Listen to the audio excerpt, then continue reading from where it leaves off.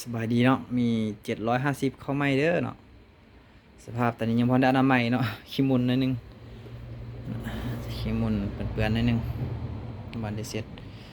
เนาะสภาพโดยรวมก็ถือว่าค่อนข้างงามเนาะตามนี้เลยเนาะบ่มีแตกบ่มีหยังนี่เลยเนาะปุ่มเนาะตามนี้เนาะยังขาวปุ่มยังขาวเนาะจังหวะอย่างแซมอย่างพอนั้นลง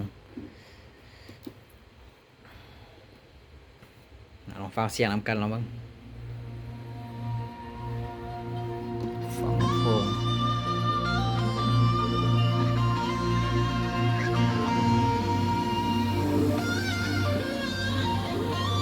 รุ่นราคาประหยัดเนาะลงแซมเลย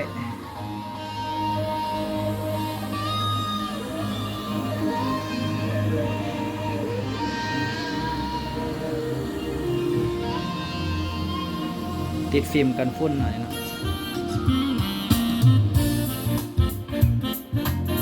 แล้วถ้าใดสนใจสอบถามเนาะราคาแม่งจะขอตอบทางข้อความเนาะถ้าใดสนใจแท้ก็ทักเข้ามาเดี๋ยวเราตอบราคาให้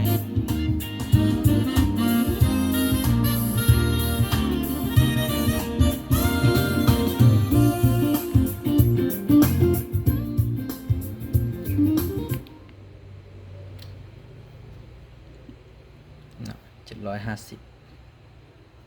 อันเนาะขอจบคลิปเนาะทักเข้ามาเบอร์อันนะ952เนาะ2326